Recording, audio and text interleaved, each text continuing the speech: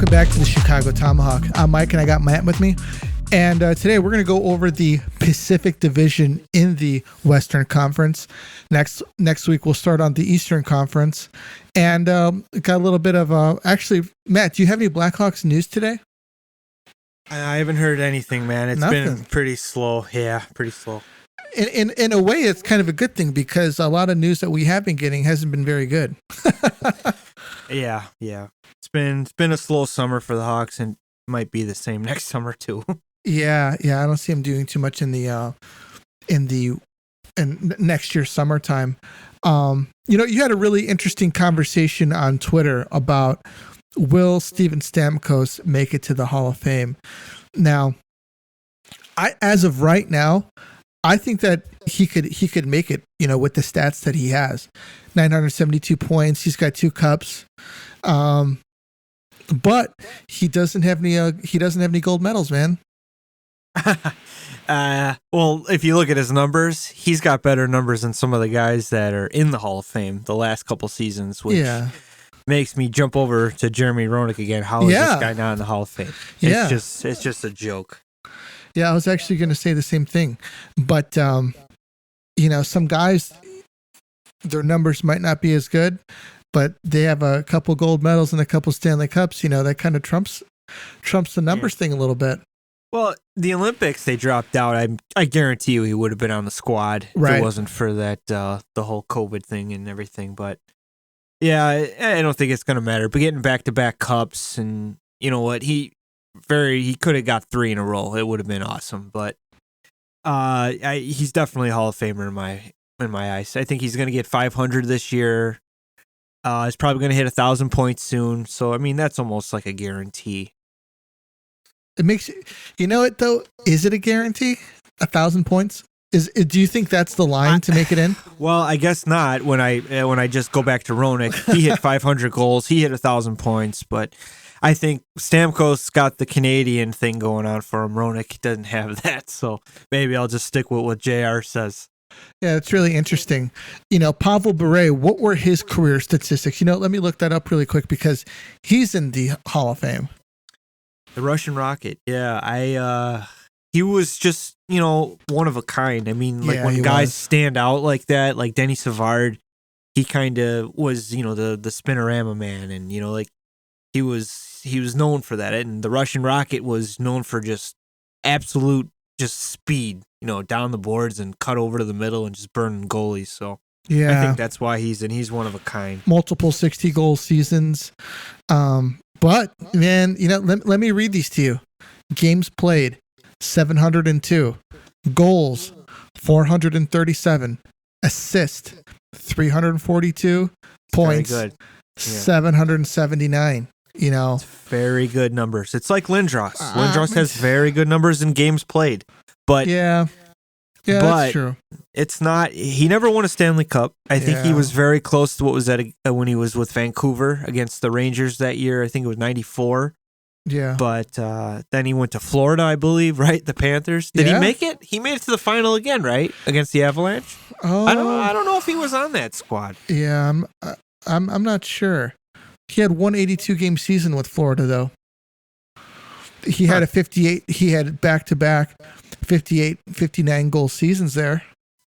No doubt about it. He was very, very good. And but there's still players that are very good that don't get in, so it just makes you wonder.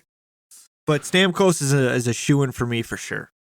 Yeah, definitely. I'm looking at Bure's numbers. It's another one where I wonder where Jeremy Roenick, why he's not in. It's too bad. Just his mouth. Is Alexander Mogilny in the Hall of Fame? He is not, but he is usually in the same sentence when Jeremy Roenick is not in. They always bring up McGinley too. Yeah, I mean, I don't know why he's not in it, to be honest with you. 990 games played, 1,032 points, 473 goals. That's the same as Pavel Bure. Very good. He must have done something that we don't know about. Yeah. He's KGB, maybe. Who knows? Dude, he was drafted in Buffalo, 1988, 5th round. Yep. The gems come out of the later rounds, like I've always said. Even Zetterberg, Datsyuk. Do you think Pavel Datsyuk is a Hall of Famer? No.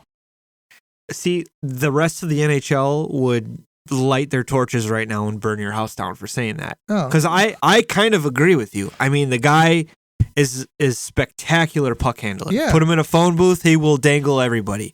But thing is, great he two-way center.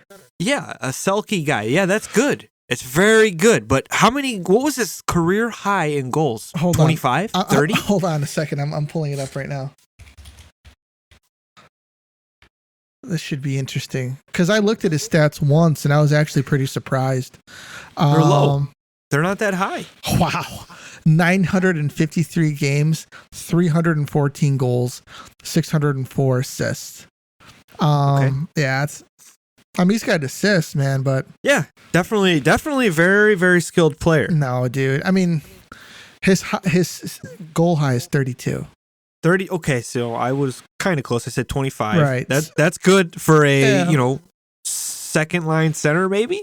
Second line center, maybe a shutdown center, because he was very good at it. He could play both. He could do both roles. I guess that's good, but Stevie Y scored 600 and he still did both. Right. So that's just the difference for me. But I'm sure he's going to get the call to be in the Hall of Fame. Yeah. I'm sure he will very soon. Even Hedrick Zetterberg, think he'll get into. Yeah, I think he will too. I don't think he's that good. I think he's a good player, but I don't think he's good enough for Hall of Fame though. Yeah.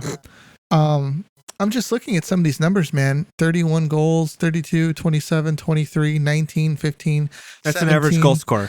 26, 16. That was the last 10 years of his career.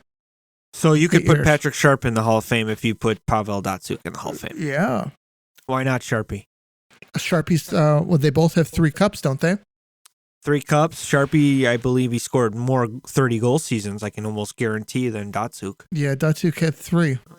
I think Sharpie was good for 30 for the last couple seasons with the I mean, I don't know how they choose this, man. It's really weird. I think they bring up players and they get passed by and then they get forgotten. Like, I mean, I hate to jump over to baseball, but it's like Ron Santo. I mean, that guy was awesome. The guy was awesome, and the guy died. He couldn't even see himself get in the Hall of Fame. It's a joke. Yeah. And I hope that doesn't happen to JR, because I think it means a lot. It would mean a lot to him to get in, and I think he really deserves it. Yeah, I think it would too. That Stanley Cup. Wow. He didn't get that cup. I don't know, man. I don't know about Sharp making the Hall of Fame. I don't think. I'm just saying, if you're gonna consider Datsyuk, why not Sharp? Sharp, 939 games, 287 goals, 333 assists. I thought he scored more goals than that. Well, he fell off a little bit. 3, 4. Yeah, he had more 30-goal seasons than Datsyuk did. But I'm just saying, like, it's going to happen because people love the shootout moves and all. I mean, but come on, it doesn't make you a Hall of Fame type of player. He's very, very good, very skilled, fun to watch.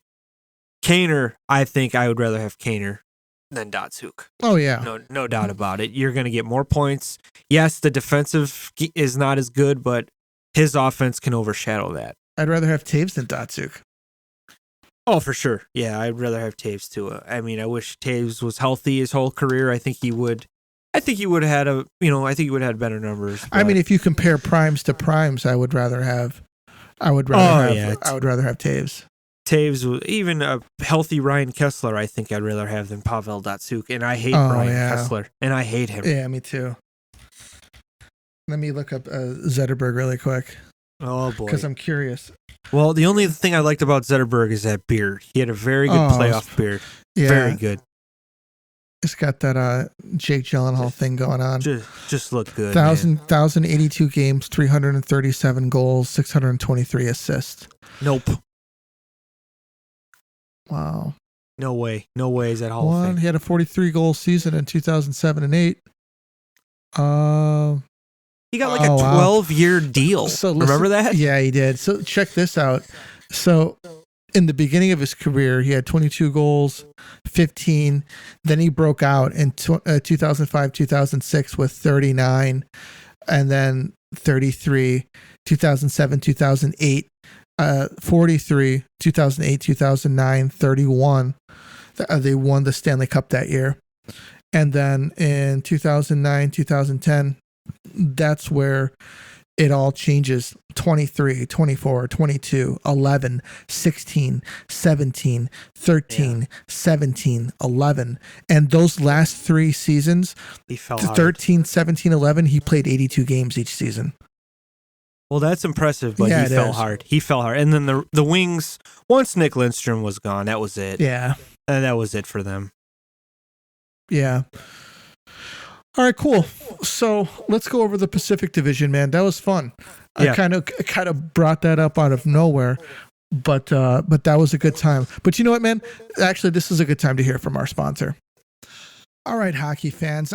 Now, I know that not just me, but a lot of people that are hockey fans also watch football. So the first Sunday of the NFL season is here, at DraftKings at Casino Queen Sportsbook, an official sports betting partner of the NFL, is giving new customers a can't-miss offer to celebrate the return of the NFL season.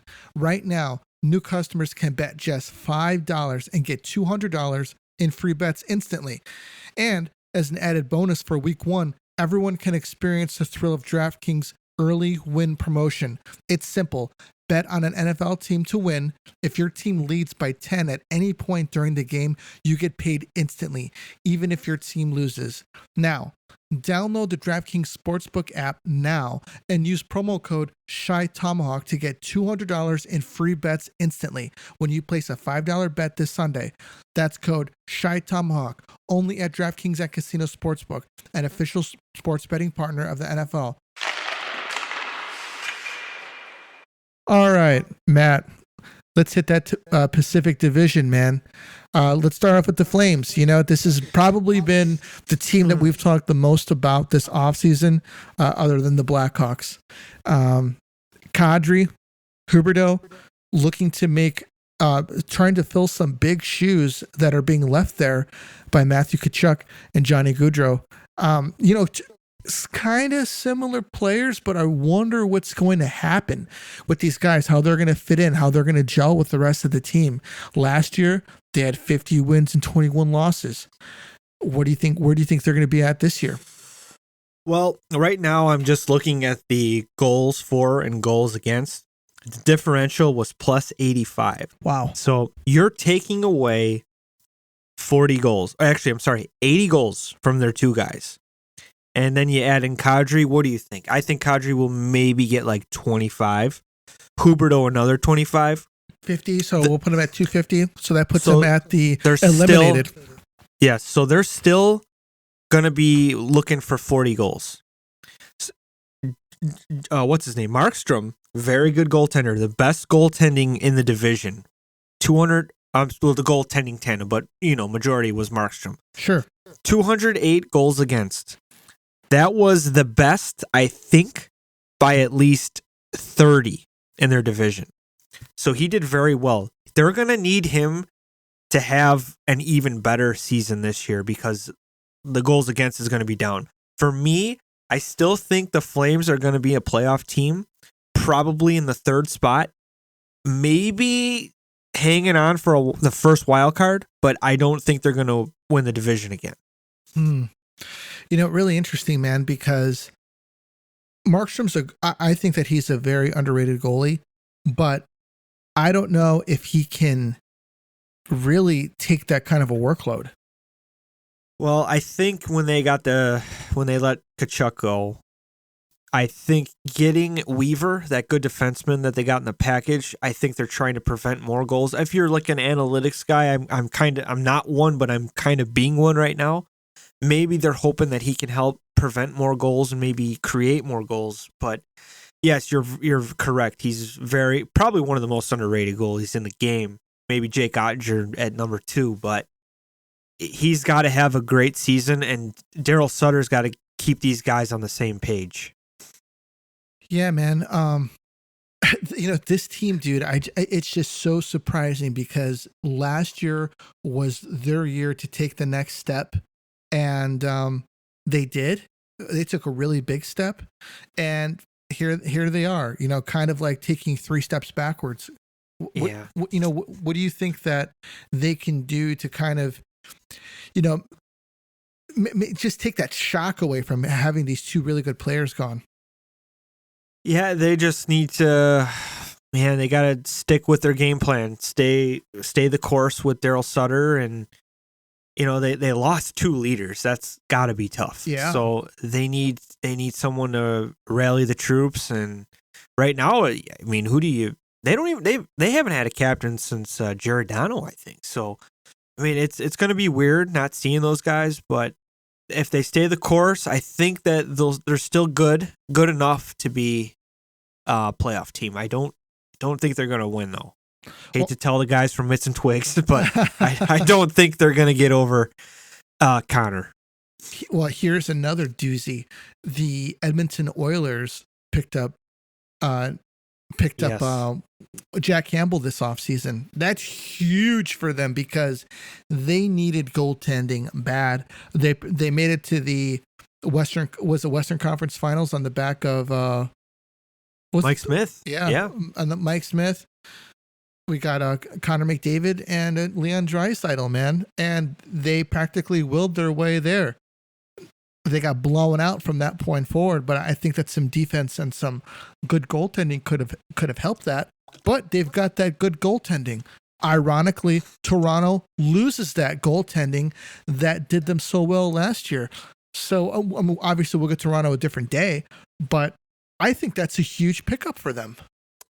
Yeah, I mean, if you're a fantasy player, I'm absolutely drafting Jack Campbell if he's available, because this guy, all he's got to do is keep it 1 less goal than Connor and Leon's goals. If they score 6, keep it down to 5, keep it down. And I think he's a very good goalie. He didn't get enough respect in Toronto. And I know we'll get to Toronto another day, but I can't believe they let him go, dude. Yeah. I cannot believe it. But Edmonton, good for Kenny Holland, because it's been 2 years.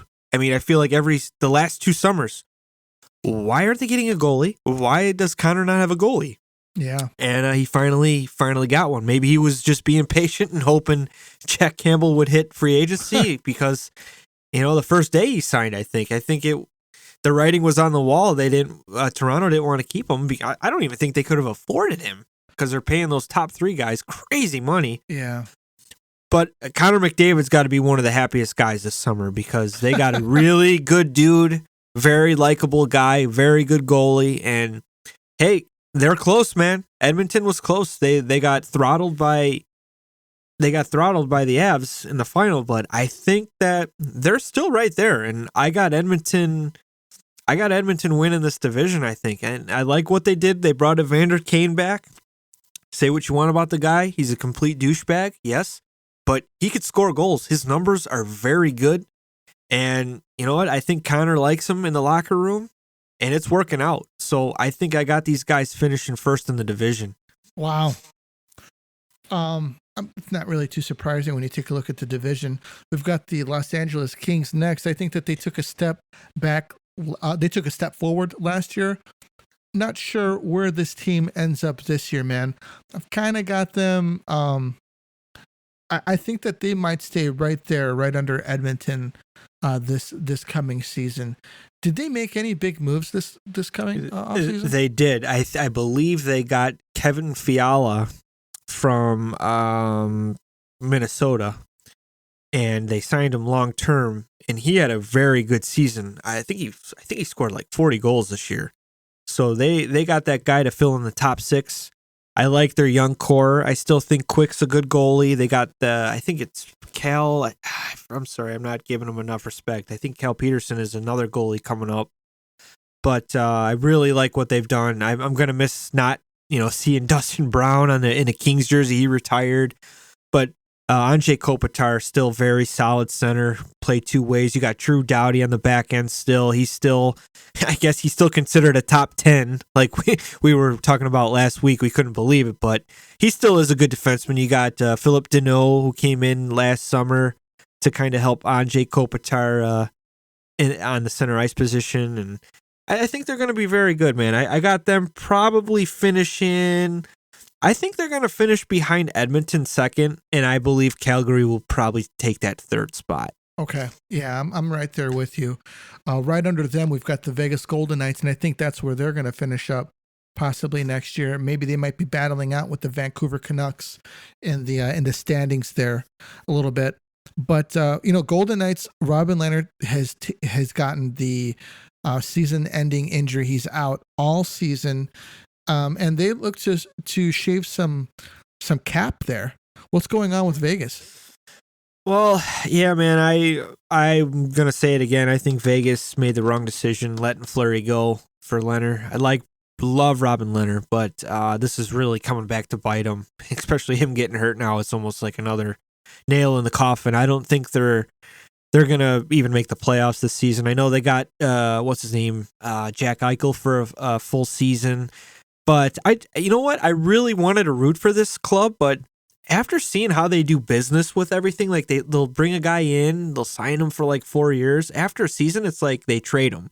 It's like you're playing NHL on PlayStation and you get this guy for 3 seasons and you're like, damn, he's making too much money. I don't want him. And you trade him after a year. I mean, it's weird to me. I know they got rid of Max Pacioretty too. He went to the Hurricanes, I believe, and it's just another guy. Like, why would you get rid of that guy? He's really good. Solid for them too. I don't understand their moves and everything. I don't know what they're gonna.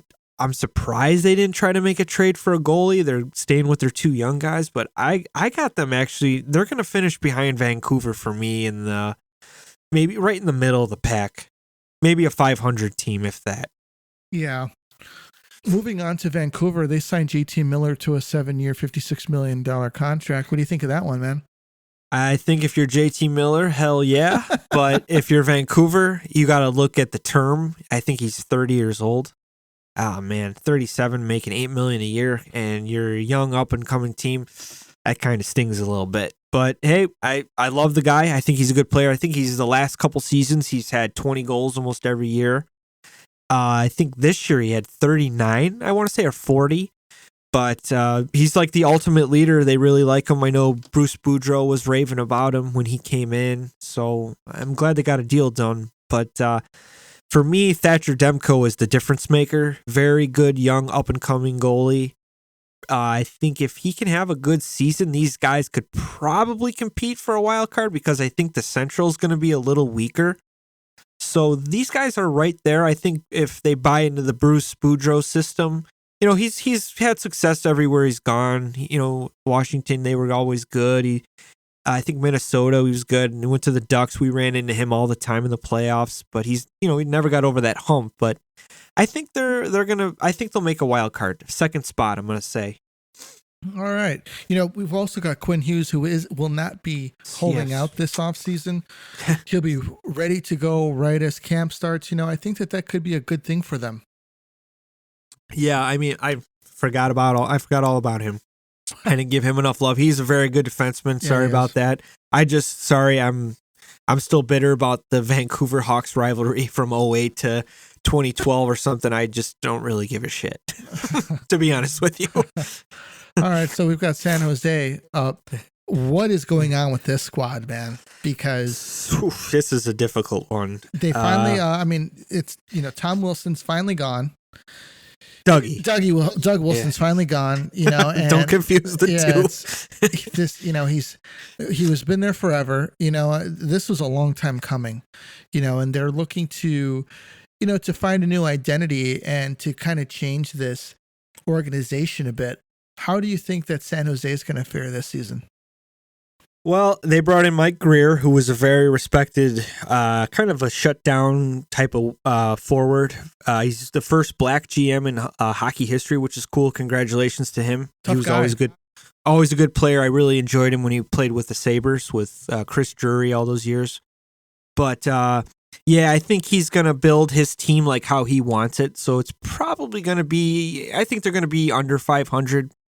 I think, I don't think they're going to be last. I think Seattle is still going to be like the worst team, but the Ducks and the Sharks, I think they're going to compete for that second to last spot. Wow.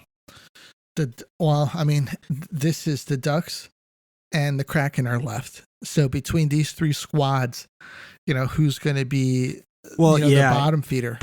Well, it's weird that Brent Burns was traded. He was traded to the Hurricanes, and that's something I would rather keep him rather than Erik Karlsson. But when a guy's making $13 million a year annually, that's not going to happen. Like, who would want that? Well, they're probably trying to get Brent Burns an opportunity to get a cup.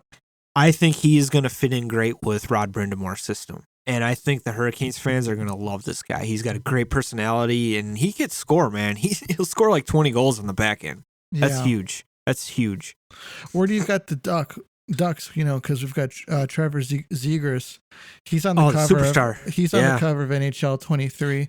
I don't know. I'm not really a big fan of the guy. But do you think that Anaheim takes a step this year? I think Anaheim's going to stay right where they're at, second to last. Kids, if you could do a Michigan move, you're a superstar. It's cool, man, to score goals like that, and he's got a good personality and everything. But I really lost a little bit of respect for him remember that little scrap that was going on last year with Jay Beagle. I think they were kind of embarrassing.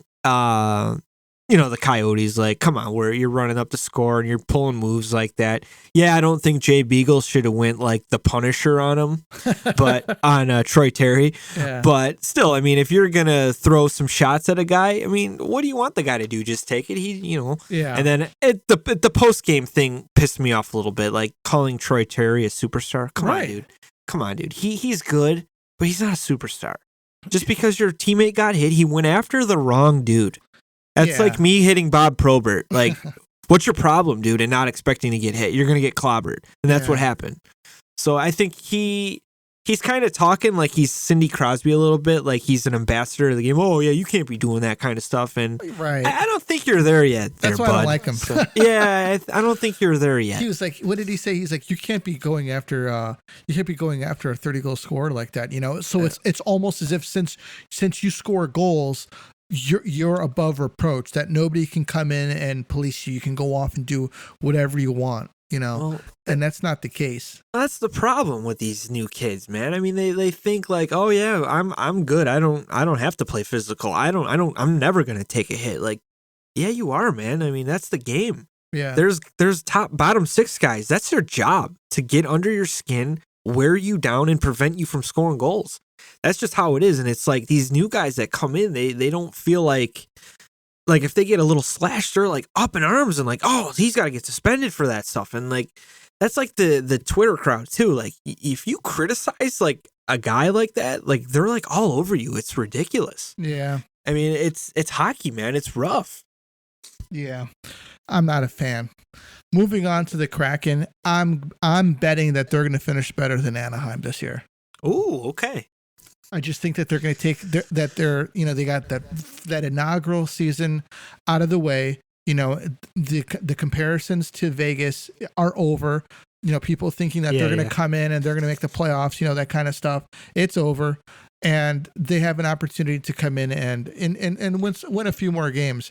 I think that they are going to finish higher than the Ducks. I think the Ducks finished last in the Pacific. The only reason I got the Ducks finishing above them is because I think John Gibson is a very good goalie, and he could possibly make them better than the Sharks, but he does get hurt a lot. And the thing with Seattle is they were minus 69 goals differentially last year. Right. And that's brutal. And they brought in a goalie, I think it was Philip Grubauer. He was pretty damn good with the Avalanche. The defense was just bad. It's bad. And I don't know what Ron Francis was thinking on that expansion draft, but there was some damn good players available, and he passed them up, and those players had great seasons this year. I know they're on different teams and everything, but like they overlooked Tarasenko. I think I would have grabbed Tarasenko, to be honest. He had term. Yeah. He was good. He wanted out at the time. Right. And then even with the Hawks, Dylan Strome is better than that Quinville guy that they picked up. I just didn't understand it. But I think he wants to build his team. He's doing it from the bottom. He didn't want to fill in bringing guys with lots of term and high cap hit. But I could see them. I think they want to finish last because I think they want to go all in for Connor Bedard. I think he could really, be the franchise player that Seattle is looking for. And I hope we get him. But, that would be a great thing for Seattle, too. Yeah. Well, next week, we're going to be going over the Eastern Conference. We're going to do the Atlantic first. And that's pretty much all that we got for tonight, guys. Thank you for listening. We're very, very appreciative, and we're gonna keep it coming out after we're done with the with how we see the conferences are going to break up. We're going to be getting some news in. We've got to be getting some news because camps are going to be getting ready to get started. Guys are going to start reporting. Some guys are already in their cities working out, looking to get after it, getting primed for the season, and we're getting ready for some hockey in about a month, aren't we? Yeah, about a month, 3 weeks, I think. Hopefully. I mean, a regular season hockey. Oh yeah, I think it's October-ish. I think early October, right? Well, yeah. 5th, I mean, 6th? A month from now is October 5th. Jesus, time flies, man. Yeah, it does. It does. Well, no, what I'm not looking forward to. Where's Patrick Kane gonna end up? Where's Patrick Kane gonna end up? I'm so sick with the Patrick Kane. Just brace yourself. Patrick Kane's at the airport. Oh no! You ever hear of vacation or just going somewhere? Yeah, it's brutal. It's getting ridiculous. All right, everybody, have a good one. This is the Tomahawk, and we're out of here.